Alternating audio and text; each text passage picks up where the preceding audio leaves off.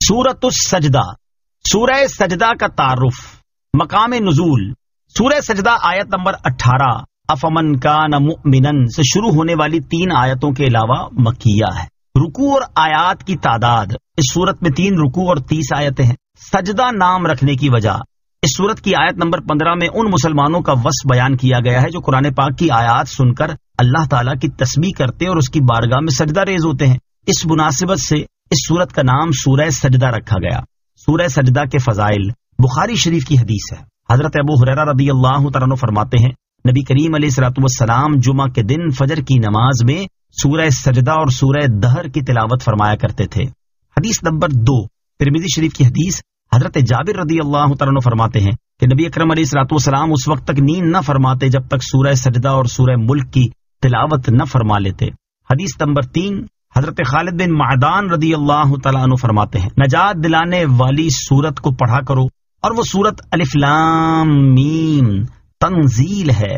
مجھے یہ حدیث پہنچی ہے کہ ایک شخص صرف اسی سورت کی تلاوت کیا کرتا تھا اور وہ بکثرت گناہ بھی کرتا تھا۔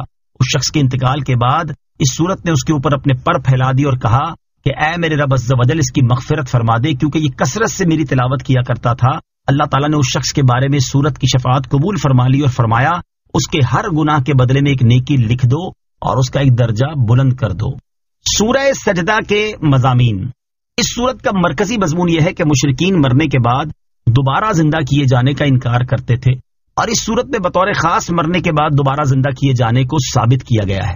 نیز اس سورت میں یہ چیزیں بیان کی گئی ہیں۔ نمبر 1، اس سورت کی ابتدا میں یہ بیان کیا گیا کہ قرآن اللہ تعالیٰ کی وہ کتاب ہے جو اس نے اپنے حبیب علیہ الصلوۃ والسلام پر نازل فرمائی، اور اس چیز میں شک کی کوئی گنجائش نہیں۔ نمبر 2، نبی کریم علیہ الصلوۃ والسلام کی رسالت کو ثابت کیا گیا اور مشرکین کے اس نظریے کا رد کیا گیا کہ قرآن نبی پاک علیہ الصلوۃ والسلام نے اپنی طرف سے بنا لیا ہے۔ نمبر 3، اللہ تعالیٰ کی وحدانیت اور قدرت پر دلائل ذکر کیے گئے۔ نمبر 4، کفار اور فرما بردار مسلمانوں کا حال بیان کیا گیا کہ قیامت کے دن کافر ذلت اور رسوائی کا سامنا کریں گے، نیک اعمال کرنے کی خاطر دنیا میں لوٹ جانے کی تمنا کریں گے اور وہ دردناک عذاب چکھیں گے، جبکہ مسلمان چونکہ دنیا میں راتوں کو اللہ تعالیٰ کی عبادت کرتے تھے، خوف اور امید رکھتے ہوئے اپنے رب عز و جل کو پکارتے تھے، اللہ تعالیٰ کی رضا حاصل کرنے کی نیت سے اپنے مال راہ خدا میں خرچ کرتے تھے، اس لیے آخرت میں انہیں ان کے اعمال کی جزا عظیم ثواب کی صورت میں ملے گی۔ اللہ تعالیٰ کا فضل دیکھ کر ان کی آنکھیں ٹھنڈی ہوں گی اور انہیں جنت میں ہمیشہ کے لیے داخلہ نصیب ہوگا۔ نمبر 5، یہ بتایا گیا ہے کہ کفار اور مسلمانوں کا انجام ایک جیسا نہیں ہے۔ نمبر 6، تاجدار رسالت علیہ الصلوۃ والسلام اور حضرت موسیٰ علیہ الصلوۃ والسلام کی رسالت کے درمیان مشابہت بیان کی گئی ہے۔ نمبر 7، انبیاء کرام علیہ الصلوۃ والسلام کو جھٹلانے والی سابقہ امتوں پر نازل ہونے والے عذاب کا ذکر کر کے اس امت میں سے رسول کریم علیہ الصلوۃ والسلام کو جھٹلانے والوں کو ڈرایا گیا ہے۔ نمبر 8، اس سورت کے آخر میں اسلام کے بنیادی عقائد، توحید، رسالت اور حشر و نشر پر کلام کیا گیا ہے۔ سورہ لقمان کے ساتھ مناسبت، سورہ سجدہ کی اپنے سے ماقبل سورت لقمان کے ساتھ مناسبت یہ ہے کہ سورہ لقمان میں جن 5 مخصوص غیبی چیزوں کے ذاتی علم کا اللہ تعالیٰ کے ساتھ خاص ہونا بیان کیا گیا، ان 5 چیزوں کی تشریح سورہ سجدہ میں کی گئی ہے۔ بسم اللہ الرحمن الرحیم۔ ترجمہ، اللہ کے نام سے شروع جو نہایت مہربان رحمت والا ہے۔ الف لام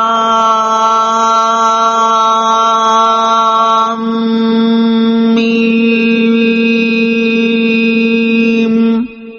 تنزیل الکتاب لا ریب فیہ من رب العالمین۔ ترجمہ، الف لام میم، کتاب کا اتارنا بے شک پروردگار عالم کی طرف سے ہے۔ الف لام میم یہ حروف مقطعات میں سے ایک حرف ہے، اس کی مراد اللہ تعالیٰ ہی بہتر جانتا ہے۔ تنزیل الکتاب، کتاب کا نازل کرنا۔ اس آیت میں بتایا جا رہا ہے کہ قرآن کریم کو معجزہ بنا کر نازل کرنا رب العالمین عز و جل کی طرف سے ہے، اور اسی وجہ سے اس کی مثل ایک سورت یا چھوٹی سی عبارت بنانے سے عرب کے تمام فصیح و بلیغ لوگ عاجز رہ گئے۔ ام یقولون افتراہ بل هو الحق من ربك لتنذر قوما ما أتاهم من نذير من قبلك لعلهم يهتدون۔ ترجمہ، کیا وہ یہ کہتے ہیں کہ اس نبی نے یہ قرآن خود بنا لیا ہے؟ بلکہ یہی تمہارے رب کی طرف سے حق ہے تاکہ تم ان لوگوں کو ڈر سناؤ جن کے پاس تم سے پہلے کوئی ڈر سنانے والا نہیں آیا، اس امید پر ڈراؤ کہ وہ ہدایت پائیں۔ ام یقولون افتراہ، کیا وہ یہ کہتے ہیں کہ اس نبی نے یہ قرآن خود بنا لیا ہے؟ جب حضرت جبرائیل علیہ الصلوۃ والسلام قرآن پاک کو لے کر نازل ہوئے تو کفار قریش نے اس کا انکار کر دیا اور کہنے لگے کہ یہ مقدس کتاب رسول کریم علیہ الصلوۃ والسلام نے اپنے پاس سے بنا لی ہے۔ اس پر اللہ تعالیٰ نے ارشاد فرمایا کہ کیا مشرکین یہ کہتے ہیں کہ رسول اکرم صلی اللہ تعالی علیہ وسلم نے یہ قرآن خود بنا لیا ہے؟ ایسا ہرگز نہیں، بلکہ اے حبیب صلی اللہ تعالی علیہ وسلم، یہی قرآن تمہارے رب عز و جل کی طرف سے حق ہے، اور یہ اس لیے نازل ہوا تاکہ آپ ان لوگوں کو جن کے پاس آپ سے پہلے کوئی ڈر سنانے والا نہیں آیا، اس امید پر اللہ تعالیٰ کے عذاب سے ڈرائیں کہ وہ گمراہی سے ہدایت پا جائیں۔ اس آیت میں جو بیان ہوا کہ جن کے پاس تم سے پہلے کوئی ڈر سنانے والا نہیں آیا، ان لوگوں سے مراد زمانہ فطرت کے لوگ ہیں۔ اہل عرب کے لیے اس زمانے کی مدت حضرت اسماعیل علیہ الصلوۃ والسلام سے لے کر رسول اکرم علیہ الصلوۃ والسلام تک تھی، اور ان کے علاوہ دیگر لوگوں کے لیے وہ زمانہ حضرت عیسیٰ علیہ الصلوۃ والسلام کے بعد سے حضور سید المرسلین صلی اللہ تعالی علیہ وسلم کی بعثت تک تھا کہ اس زمانے میں اللہ تعالیٰ کی طرف سے کوئی رسول نہیں آیا۔ حضرت عیسیٰ علیہ الصلوۃ والسلام کے بعد دنیا میں نبی کریم علیہ الصلوۃ والسلام کے علاوہ کسی نبی کے تشریف نہ لانے کی صراحت اس حدیث پاک میں بھی موجود ہے۔ چنانچہ حضرت ابو ہریرہ رضی اللہ تعالیٰ عنہ سے روایت ہے، حضور سید المرسلین صلی اللہ تعالی علیہ وسلم نے ارشاد فرمایا، میں دنیا اور آخرت میں حضرت عیسیٰ بن مریم علیہ الصلوۃ والسلام کے سب سے زیادہ نزدیک ہوں۔ صحابہ کرام نے عرض کی، یا رسول اللہ صلی اللہ تعالی علیہ وآلہ وسلم، کس طرح؟ ارشاد فرمایا، سارے انبیاء علیہ الصلوۃ والسلام علاتی بھائی ہیں جن کی مائیں یعنی فروعی احکام الگ الگ ہیں، اور ان کا دین یعنی اصولی عقائد ایک ہے، اور میرے اور حضرت عیسیٰ علیہ الصلوۃ والسلام کے درمیان کوئی نبی نہیں۔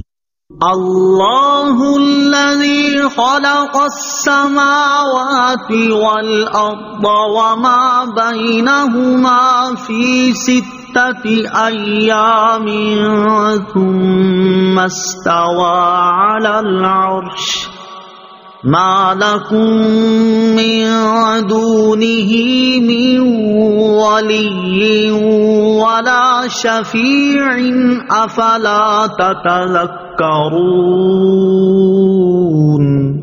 ترجمہ، اللہ ہی ہے جس نے آسمان اور زمین اور جو کچھ ان کے بیچ میں ہے سب کچھ 6 دن میں بنایا، پھر عرش پر استوا فرمایا جیسا اس کی شان کے لائق ہے، اس کے علاوہ تمہارا کوئی مددگار نہیں اور نہ کوئی سفارش کرنے والا ہے، تو کیا تم نصیحت حاصل نہیں کرتے؟ اللہ الذی خلق السماوات والارض، اللہ ہی ہے جس نے آسمان اور زمین کو بنایا۔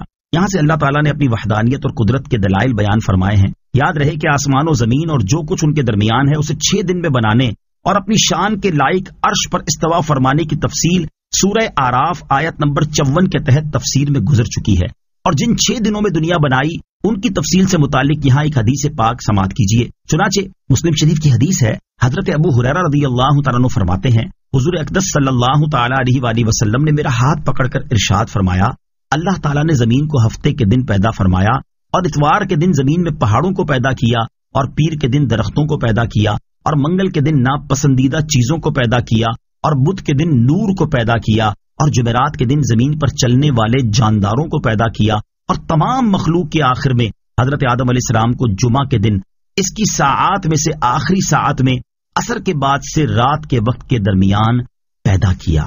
ما لکم من دونہ من ولی ولا شفیع، اس کے علاوہ تمہارا کوئی مددگار نہیں اور نہ کوئی سفارش کرنے والا ہے۔ یعنی اے گروہ کفار، اگر تم اللہ تعالیٰ کی خوشنودی کی راہ یعنی اسلام اختیار نہ کرو گے اور ایمان نہ لاؤ گے تو نہ تمہیں کوئی مددگار ملے گا جو تمہاری مدد کر سکے، نہ کوئی شفیع جو تمہاری شفاعت کرے، تو کیا تم اللہ تعالیٰ کی طرف سے کی گئی نصیحتوں سے نصیحت حاصل نہیں کرتے؟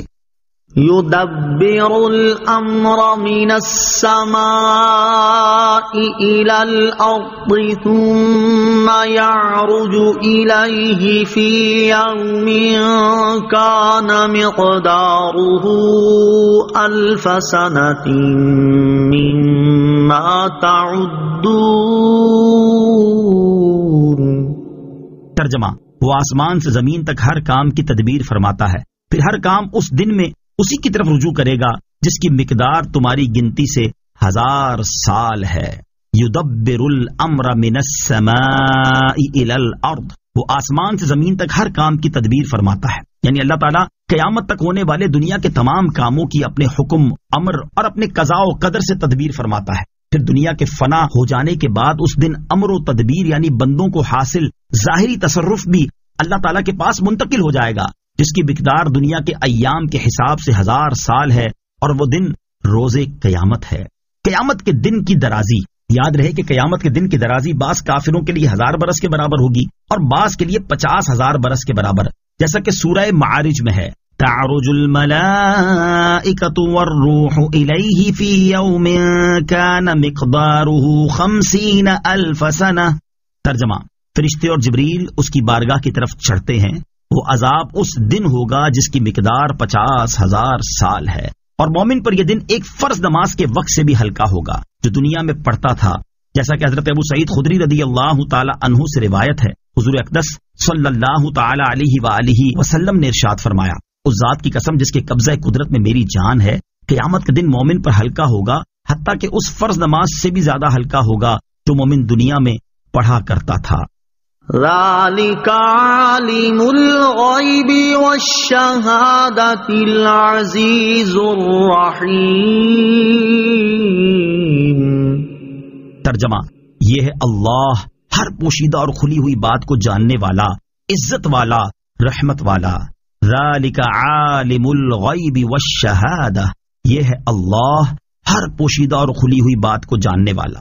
اس سے پہلی آیت میں اللہ تعالیٰ نے بیان فرمایا کہ وہ آسمان سے زمین تک ہر کام کی تدبیر فرماتا ہے، اور اس آیت میں بیان فرمایا کہ اے لوگو، اللہ تعالیٰ ان تمام چیزوں کو جاننے والا ہے جو تمہاری نظروں سے پوشیدہ ہیں، اور ان چیزوں کو بھی جاننے والا ہے جن کا تم مشاہدہ کر سکتے ہو، اور جو کوئی اللہ تعالیٰ کے ساتھ کفر کرے اور اس کے غیر کو اس کا شریک ٹھہرائے اور اس کے رسولوں کو جھٹلائے تو اللہ تعالیٰ اسے سزا دینے پر قدرت رکھتا ہے، اور جو اپنی گمراہی سے توبہ کر لے، اللہ تعالیٰ اور اس کے رسولوں پر ایمان لے آئے اور نیک اعمال بجا لائے تو اللہ تعالیٰ اس کی توبہ قبول فرما کر رحمت فرمانے والا ہے۔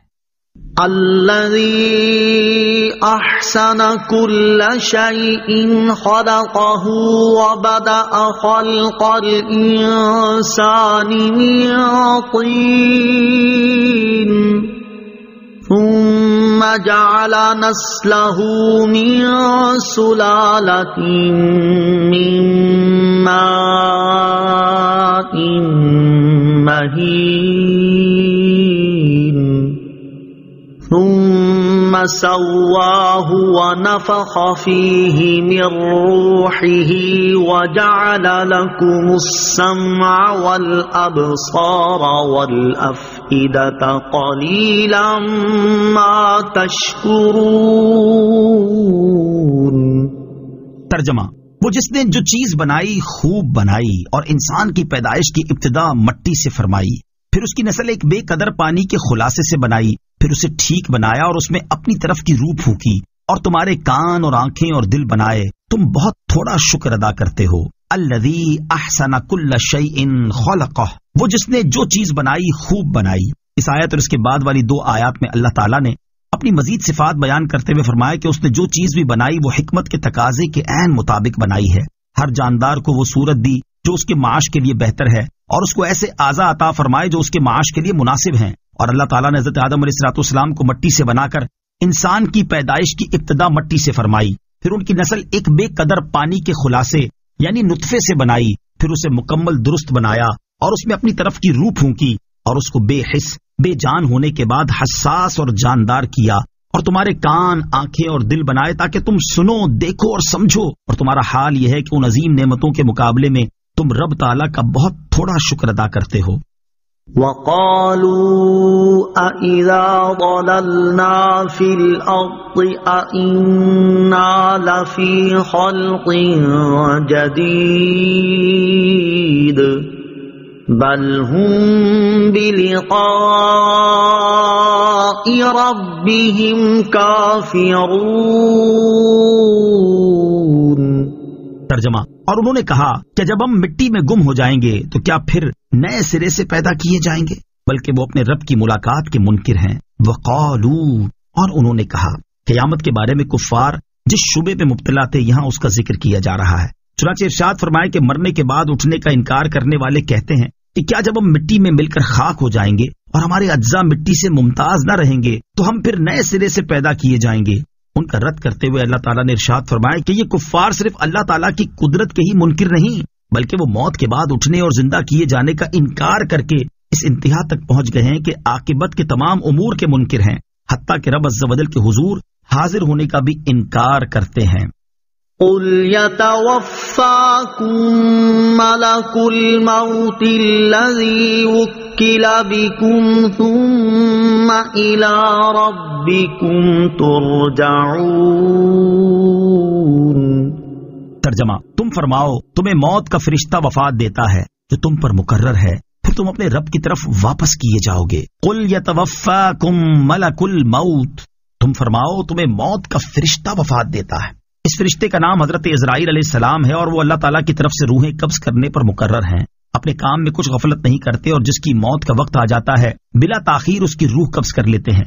مروی ہے کہ ملک الموت علیہ السلام کے لیے دنیا ہاتھ کی ہتھیلی کی طرح کر دی گئی ہے، تو وہ مشارق و مغارب کی مخلوق کی روحیں کسی مشقت کے بغیر اٹھا لیتے ہیں، اور رحمت و عذاب کے بہت سے فرشتے ان کے ماتحت ہیں۔ کافر اور مومن کی روح قبض کرتے وقت حضرت عزرائیل علیہ السلام کی شکل، حضرت عزرائیل علیہ السلام مومن اور کافر ہر انسان کی روح قبض فرماتے ہیں، لیکن جب کافر کی روح قبض فرماتے ہیں تو اس وقت انتہائی ڈراؤنی شکل میں اس کے پاس آتے ہیں، اور جب مومن کی روح قبض فرماتے ہیں تو انتہائی خوبصورت شکل میں اس کے پاس تشریف لاتے اور اس کے ساتھ نرمی و شفقت بھرا سلوک فرماتے ہیں۔ حضرت عبداللہ ابن عباس رضی اللہ تعالیٰ عنہما فرماتے ہیں، جب اللہ تعالیٰ نے حضرت ابراہیم علیہ السلام کو اپنا خلیل بنایا تو حضرت عزرائیل علیہ السلام نے اللہ تعالیٰ کی بارگاہ میں اس بات کی اجازت طلب کی کہ وہ حضرت ابراہیم علیہ السلام کو اس کی خوشخبری دیں۔ اللہ تعالیٰ نے حضرت عزرائیل علیہ السلام کو اجازت دے دی۔ جب حضرت عزرائیل علیہ السلام حضرت ابراہیم علیہ السلام کے پاس حاضر ہوئے تو انہوں نے فرمایا، اے ملک الموت علیہ السلام، مجھے دکھاؤ کہ تم کافروں کی روحیں کس طرح قبض کرتے ہو۔ حضرت عزرائیل علیہ السلام نے عرض کی،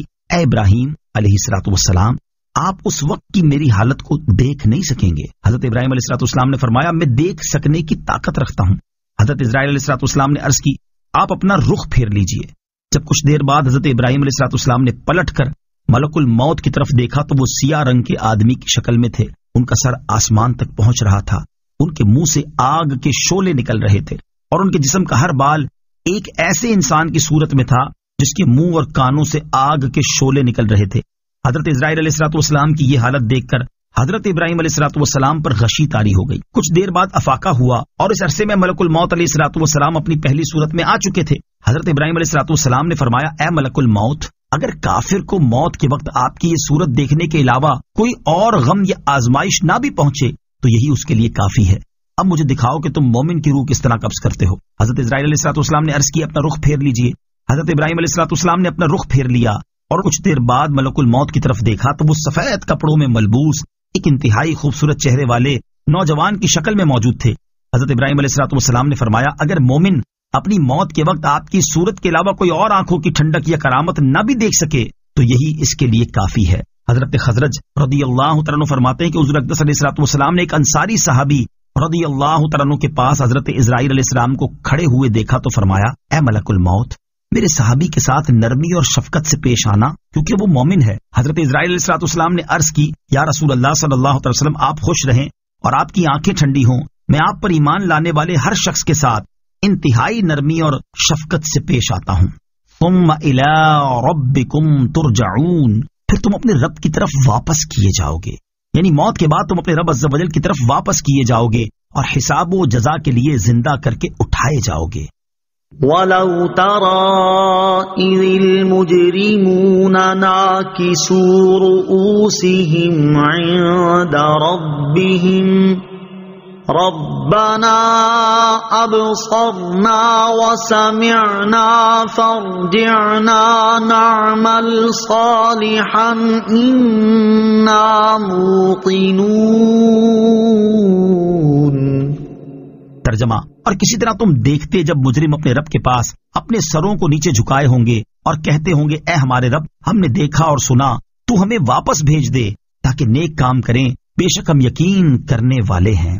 وَلَوْ تَرَىٰ، اور اگر تم دیکھتے، یعنی اے حبیب صلی اللہ تعالیٰ علیہ وسلم، اگر آپ قیامت کے دن کفار کی حالت دیکھ لیں تو بہت خوفناک منظر دیکھیں گے کہ جب کفار و مشرکین اپنے رب عز و جل کے پاس اپنے افعال و کردار سے شرمندہ و نادم ہو کر اپنے سروں کو نیچے جھکائے ہوئے ہوں گے اور عرض کرتے ہوں گے، اے ہمارے رب عز و جل، اب ہم نے مرنے کے بعد اٹھنے کو اور تیرے وعدے اور وعید کی سچائی کو دیکھ لیا جن کے ہم دنیا میں منکر تھے، اور تجھ سے تیرے رسولوں کی سچائی کو سن لیا، تو اب ہمیں دنیا میں واپس بھیج دے تاکہ ہم نیک کام کریں. بے شک اب ہم یقین کرنے والے ہیں اور اب ہم ایمان لے آئے ہیں، لیکن اس وقت کا ایمان لانا انہیں کچھ کام نہ دے گا. اور کفار کا یہ کہنا بھی جھوٹ ہے کہ اگر انہیں دنیا میں لوٹا دیا جائے تو وہ نیک بن جائیں گے، کیونکہ ان کا حال یہ ہے کہ اگر انہیں دنیا میں واپس بھیج بھی دیا جائے تو یہ پھر پہلے کی طرح ہی اللہ تعالیٰ کی نافرمانی کریں گے، جیسا کہ ایک اور مقام پر اللہ تعالیٰ نے ارشاد فرمایا، وَلَوْ تَرَىٰ إِذْ وُقِفُوا عَلَى النَّارِ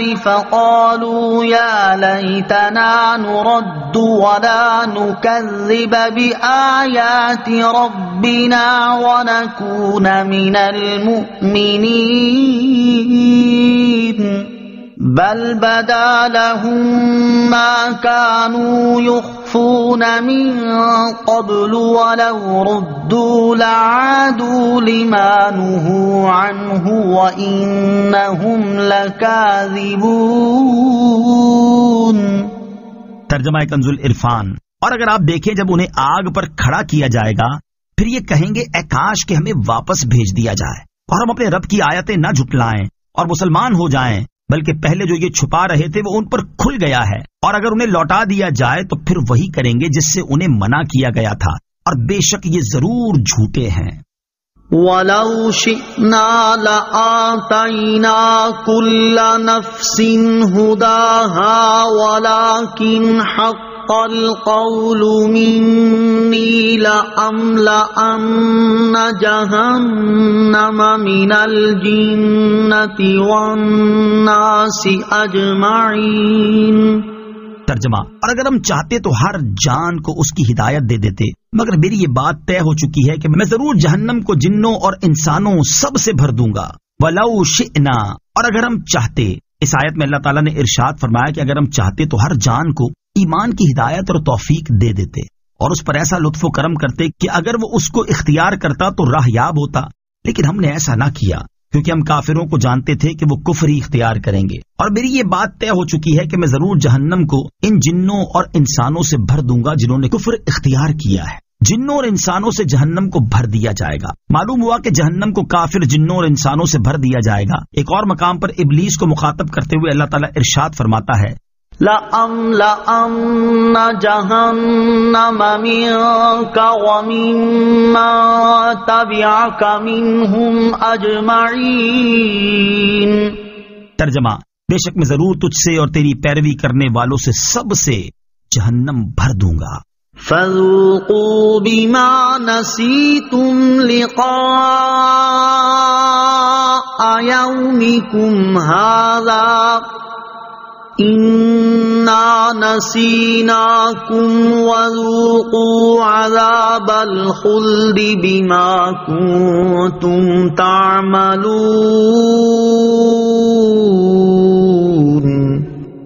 ترجمہ. تو اب چکھو اس بات کا بدلہ کہ تم نے اپنے اس دن کی حاضری کو بھلا دیا تھا. بے شک ہم نے تمہیں چھوڑ دیا اور اپنے اعمال کے بدلے میں ہمیشہ کے عذاب کا مزہ چکھو. فذوقوا. تو چکھو. جب کافر جنات اور انسان جہنم میں داخل ہوں گے تو جہنم کے خازن ان سے کہیں گے تو اب عذاب کا مزہ چکھو، کیونکہ تم نے اپنے اس دن کی حاضری کو بھلا دیا تھا اور دنیا میں ایمان نہ لائے تھے.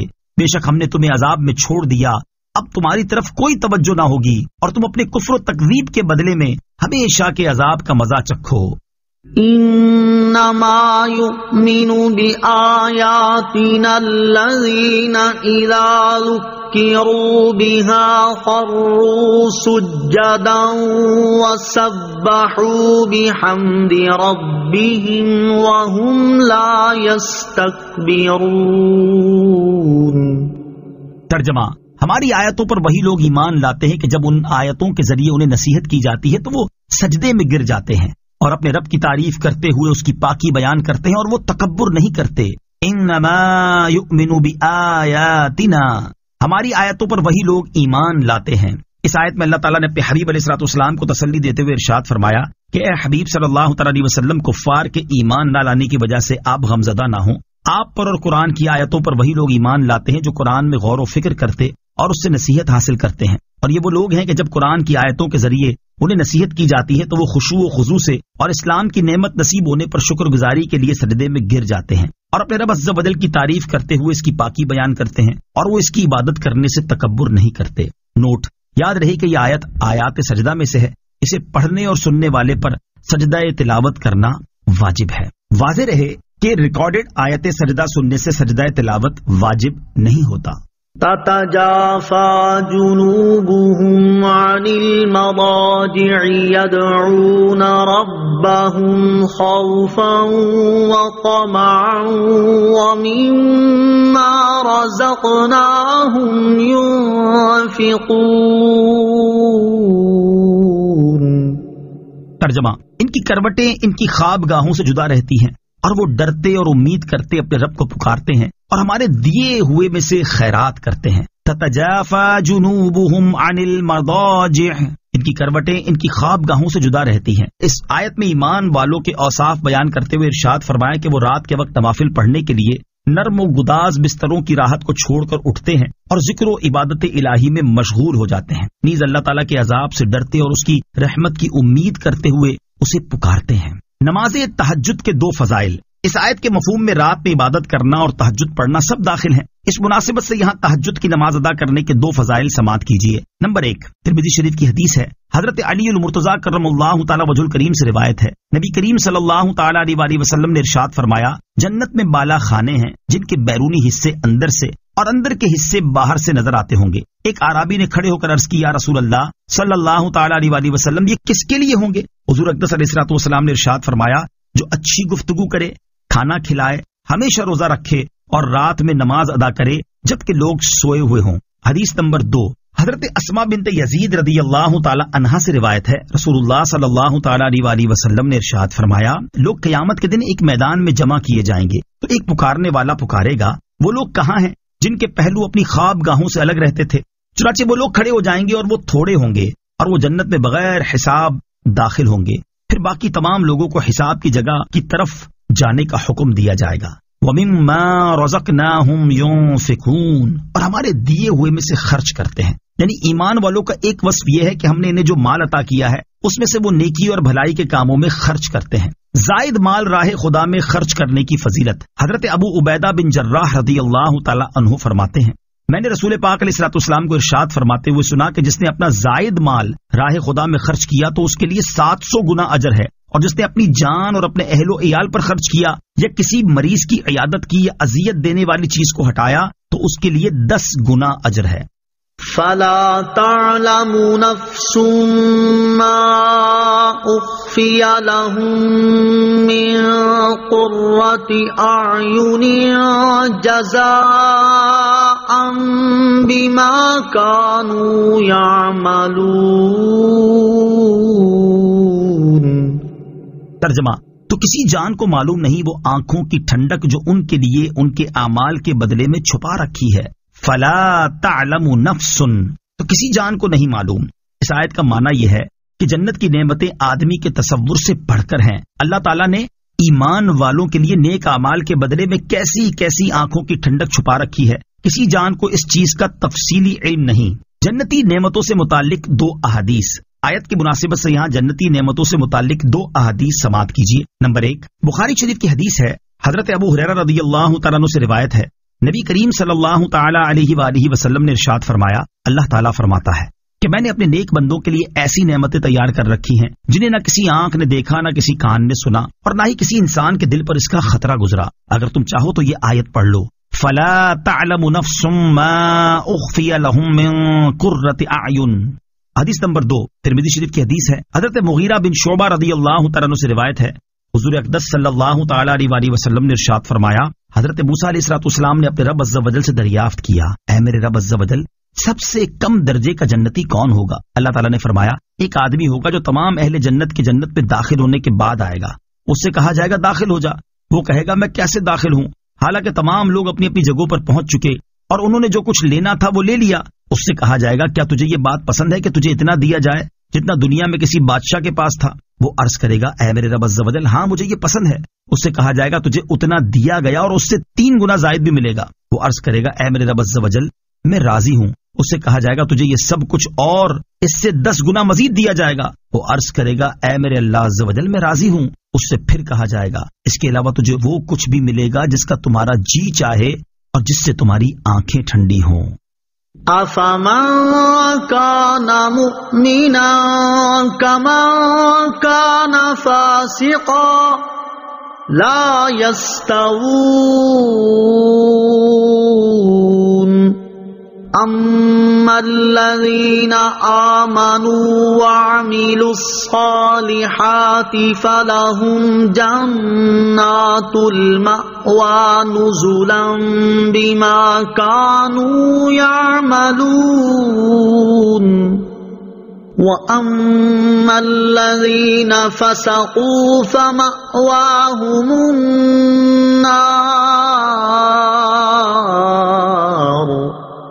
كُلَّمَا أَرَادُوا أَن يَخْرُجُوا مِنْهَا أُعِيدُوا فِيهَا وَقِيلَ لَهُمْ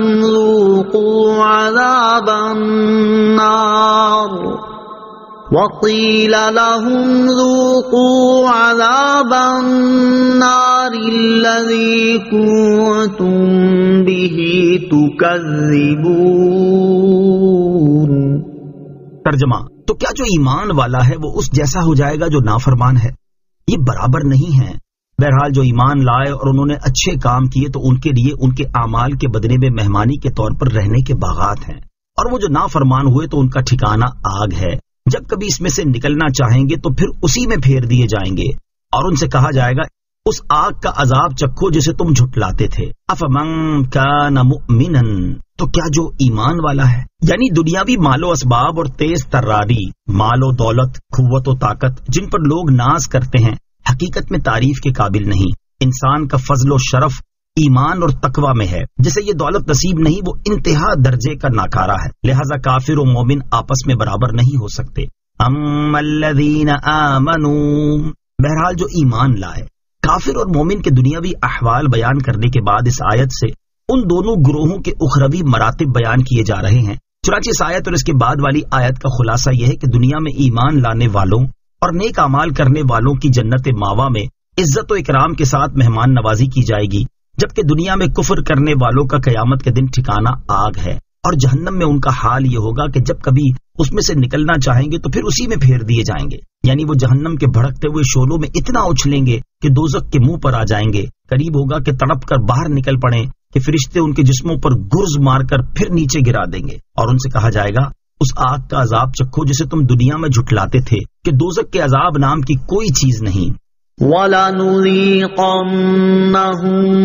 مِّنَ الْعَذَابِ الْأَدْنَىٰ دُونَ الْعَذَابِ الْأَكْبَرِ لَعَلَّهُمْ يَرْجِعُونَ. ترجمہ: اور ضرور ہم انہیں بڑے عذاب سے پہلے قریب کا عذاب چکھائیں گے جسے دیکھنے والا کہے امید ہے کہ یہ لوگ باز آ جائیں گے.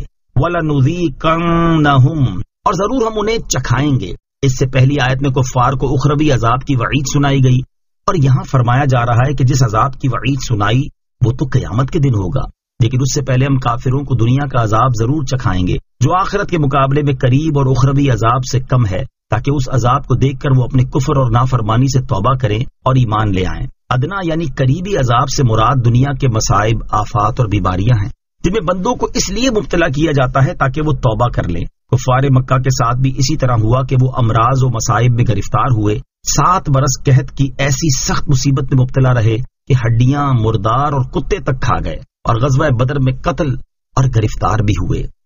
وَمَنْ أَظْلَمُ مِمَّنْ ذُكِّرَ بِآيَاتِ رَبِّهِ ثُمَّ أَعْرَضَ عَنْهَا إِنَّا مِنَ الْمُجْرِمِينَ مُنْتَقِمُونَ. ترجمہ: اور اس سے بڑھ کر ظالم کون جسے اس کے رب کی آیتوں کے ذریعے نصیحت کی جائے پھر بھی وہ ان سے منہ پھیر لے. بے شک ہم مجرموں سے انتقام لینے والے ہیں. ومن اظلم، اور اس سے بڑھ کر ظالم کون. جھٹلانے والوں کا تفصیلی حال بیان کرنے کے بعد یہاں ان کا اجمالی حال بیان کیا جا رہا ہے کہ اس سے بڑھ کر ظالم کون ہے جسے اس کے رب عز و جل کی آیتوں کے ذریعے نصیحت کی جائے پھر بھی وہ ان سے منہ پھیر لے اور آیات میں غور و فکر نہ کرے اور ان کی وضاحت و ارشاد سے فائدہ نہ اٹھائے اور ایمان قبول نہ کرے، بے شک ہم مجرموں سے انتقام لینے والے ہیں، تو اس شخص کا حال کیا ہوگا جو سب سے بڑھ کر ظالم اور سب سے بڑا مجرم ہے۔ مجرم کون؟ حضرت معاذ بن جبل رضی اللہ تعالیٰ عنہ سے روایت ہے، سرکار دو عالم صلی اللہ تعالیٰ علیہ وسلم نے ارشاد فرمایا، جس نے یہ 3 کام کیے وہ مجرم ہے۔ نمبر 1، جس نے ناحق جھنڈا باندھا، یعنی ایسے شخص کے ساتھ لڑائی کرنے کے لیے جھنڈا باندھا جس کے ساتھ لڑنا اس کے لیے جائز نہ تھا۔ نمبر 2، جس نے والدین کی نافرمانی کی۔ نمبر 3، جو ظالم کے ساتھ اس لیے چلا تاکہ اس کی مدد کرے تو وہ مجرم ہے۔ اور اللہ تعالیٰ ارشاد فرماتا ہے، اِنَّا مِنَ الْمُجْرِمِينَ مُنْتَقِمُونَ، ترجمہ، بے شک ہم مجرموں سے انتقام لینے والے ہیں۔ لہذا جو شخص بھی ان 3 جرموں میں سے کسی کا مرتکب ہے تو اسے چاہیے کہ اپنے جرم سے باز آ جائے، ورنہ یاد رکھے کہ اللہ تعالیٰ مجرموں سے انتقام لینے والا ہے۔ وَلَقَدْ آتَيْنَا مُوسَى الْكِتَابَ فَلَا تَكُنْ فِي مِرْيَةٍ مِّن لِقَائِهِ وَجَعَلْنَاهُ هُدًى لِّبَنِي إِسْرَائِيلَ۔ ترجمہ، اور بے شک ہم نے موسیٰ کو کتاب عطا فرمائی تو تم اس کے ملنے میں شک نہ کرو، اور ہم نے اسے بنی اسرائیل کے لیے ہدایت بنایا۔ وَلَقَدْ آتَيْنَا مُوسَى الْكِتَابَ، اور بے شک ہم نے موسیٰ کو کتاب عطا فرمائی۔ ارشاد فرمایا کہ بے شک ہم نے حضرت موسیٰ علیہ السلام کو کتاب تورات عطا فرمائی تو تم اس کے ملنے میں شک نہ کرو، یا یہ معنی ہے کہ حضرت موسیٰ علیہ السلام سے آپ کی جو ملاقات ہوئی اس میں شک نہ کرنا۔ چنانچہ شب معراج نبی پاک علیہ السلام کی حضرت موسیٰ سے ملاقات ہوئی جیسا کہ احادیث میں وارد ہے، اور ان میں سے ایک حدیث یہ ہے، چنانچہ حضرت عبداللہ ابن عباس رضی اللہ تعالی عنہما سے روایت ہے، اور یہ بخاری شریف کی حدیث ہے، حضور پر نور صلی اللہ تعالی علیہ وآلہ وسلم نے ارشاد فرمایا، معراج کی رات میں نے حضرت موسیٰ علیہ السلام کو دیکھا کہ وہ گندمی رنگ، دراز قد اور گھنگریالے بالوں والے ہیں، گویا کہ وہ قبیلہ شنوعہ کے ایک فرد ہیں۔ وَجَعَلْنَاهُ هُدًى، اور ہم نے اسے ہدایت بنایا۔ اس کا ایک معنی یہ ہے کہ ہم نے حضرت موسیٰ علیہ السلام کو بنی اسرائیل کے لیے ہدایت بنایا، دوسرا معنی یہ ہے کہ ہم نے تورات کو بنی اسرائیل کے لیے ہدایت بنایا۔ وَجَعَلْنَا مِنْهُمْ أَئِمَّةً يَهْدُونَ بِأَمْرِنَا لَمَّا صَبَرُوا وَكَانُوا بِآيَاتِنَا يُوقِنُونَ۔ إِنَّ رَبَّكَ هُوَ يَفْصِلُ بَيْنَهُمْ يَوْمَ الْقِيَامَةِ فِيمَا كَانُوا فِيهِ يَخْتَلِفُونَ۔ ترجمہ، اور جب بنی اسرائیل نے صبر کیا تو ہم نے ان میں سے کچھ لوگوں کو امام بنا دیا جو ہمارے حکم سے رہنمائی کرتے تھے اور وہ ہماری آیتوں پر یقین رکھتے تھے۔ بے شک تمہارا رب قیامت کے دن ان میں اس بات کا فیصلہ کر دے گا جس میں وہ اختلاف کرتے تھے۔ وَجَعَلْنَا مِنْهُمْ أَئِمَّةً، اور ہم نے ان میں سے کچھ امام بنائے، یعنی جب بنی اسرائیل نے اپنے دین پر اور دشمنوں کی طرف سے پہنچنے والی مصیبتوں پر صبر کیا تو ہم نے ان میں سے کچھ لوگوں کو امام بنا دیا جو ہمارے حکم سے لوگوں کو خدا عز و جل کی طاعت، اس کی فرما برداری، اللہ تعالیٰ کے دین اور اس کی شریعت کی پیروی اور تورات کے احکام کی تعمیل کے بارے میں بتاتے تھے، اور وہ ہماری آیتوں پر یقین رکھتے تھے۔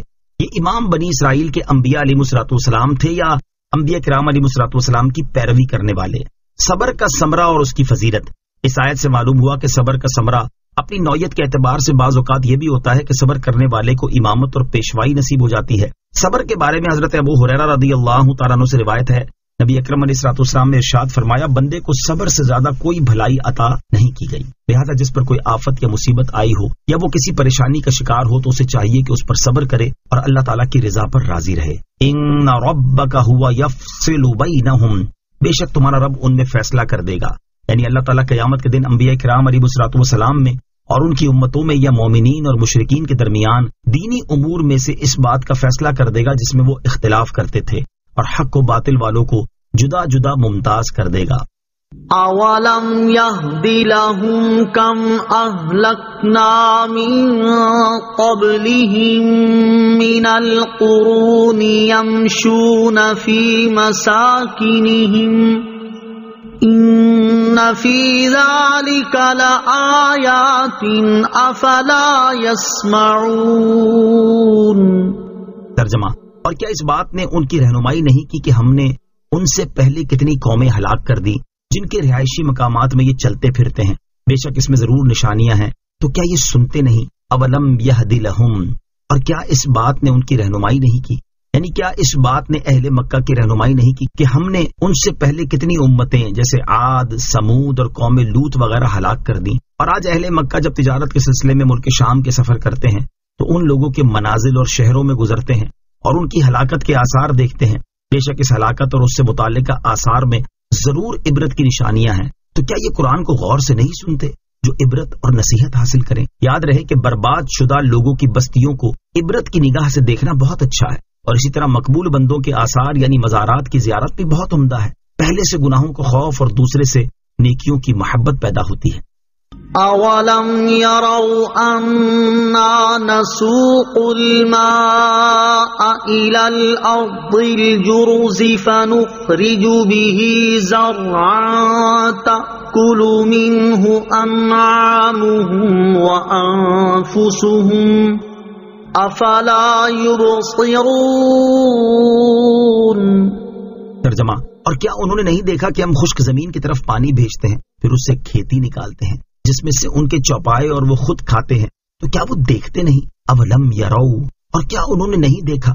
یعنی کیا مرنے کے بعد اٹھائے جانے کا انکار کرنے والوں نے نہیں دیکھا کہ ہم خشک زمین کی طرف جس میں سبزے کا نام و نشان نہیں ہوتا پانی بھیجتے ہیں، پھر اس زمین سے پانی کے ذریعے کھیتی نکالتے ہیں جس میں سے ان کے چوپائے بھوسا کھاتے ہیں اور یہ لوگ خود غلہ کھاتے ہیں، تو کیا وہ نہیں سمجھتے کہ یہ دیکھ کر اللہ تعالیٰ کی قدرت کے کمال پر استدلال کریں اور سمجھیں کہ جو قادر برحق خشک زمین سے کھیتی نکالنے پر قادر ہے تو مردوں کو زندہ کر دینا اس کی قدرت سے کیا بعید ہے؟ وَيَقُولُونَ مَتَى هَذَا الْفَتْحُ إِن كُنتُمْ صَادِقِينَ۔ ترجمہ، اور وہ کہتے ہیں یہ فیصلہ کب ہوگا اگر تم سچے ہو۔ وَيَقُولُونَ، اور وہ کہتے ہیں، مسلمان کہا کرتے تھے کہ اللہ تعالیٰ ہمارے اور مشرکین کے درمیان فیصلہ فرمائے گا اور فرما برداروں اور نافرمانوں کو ان کے عمل کے مطابق جزا دے گا۔ اس سے ان کی مراد یہ تھی کہ ہم پر رحمت و کرم کرے گا اور کفار و مشرکین کو عذاب میں مبتلا کرے گا۔ اس پر کافر مذاق اڑانے کے طور پر کہتے تھے کہ یہ فیصلہ کب ہوگا، اس کا وقت کب آئے گا، اگر تم سچے ہو تو بتاؤ۔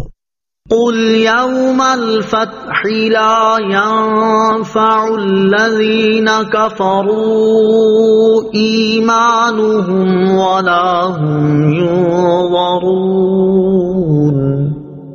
فَأَعْرِضْ عَنْهُمْ وَانتَظِرْ إِنَّهُمْ مُنتَظِرُونَ۔ ترجمہ، تم فرماؤ فیصلے کے دن کافروں کو ان کا ایمان لانا نفع نہ دے گا اور نہ انہیں مہلت ملے گی، تو ان سے منہ پھیر لو اور انتظار کرو، بے شک وہ بھی منتظر ہیں۔ قل، تم فرماؤ۔ اس آیت کی ایک تفسیر یہ ہے کہ اے حبیب صلی اللہ تعالی علیہ وسلم، آپ ان کافروں سے فرما دیں کہ فیصلے کے دن جب ان پر اللہ تعالیٰ کا عذاب نازل ہوگا تو نہ ہی انہیں توبہ کرنے یا معذرت کرنے کی مہلت نصیب ہوگی اور نہ اس وقت کافروں کا ایمان لانا انہیں کوئی نفع دے گا۔ یعنی مرنے کے بعد حق واضح ہو جانے پر اگر وہ ایمان لے بھی آئے تو یہ انہیں نفع نہ دے گا۔ اس صورت میں فیصلے کے دن سے مراد غزوہ بدر کا دن ہے جس میں کافر قتل ہوئے۔ دوسری تفسیر یہ ہے کہ اے حبیب صلی اللہ تعالی علیہ وسلم، آپ ان کافروں سے فرما دیں کہ تم جلدی نہ مچاؤ اور نہ ہی اس کا مذاق اڑاؤ، کیونکہ جب فیصلے کا دن آئے گا تو اس وقت کافروں کا ایمان لانا انہیں کوئی نفع نہ دے گا اور نہ انہیں توبہ و معذرت کی مہلت ملے گی۔ اس صورت میں فیصلے کے دن سے مراد قیامت کا دن ہے۔ فَأَعْرِضْ عَنْهُمْ، تو ان سے منہ پھیر لو، یعنی اے حبیب صلی اللہ تعالی علیہ وسلم، آپ فیصلے کے بارے میں جلدی مچانے والے مشرکین سے منہ پھیر لیں اور ان پر عذاب نازل ہونے کا انتظار کریں، بے شک وہ بھی انتظار کر رہے ہیں۔ آمنت باللہ صدق اللہ العظیم۔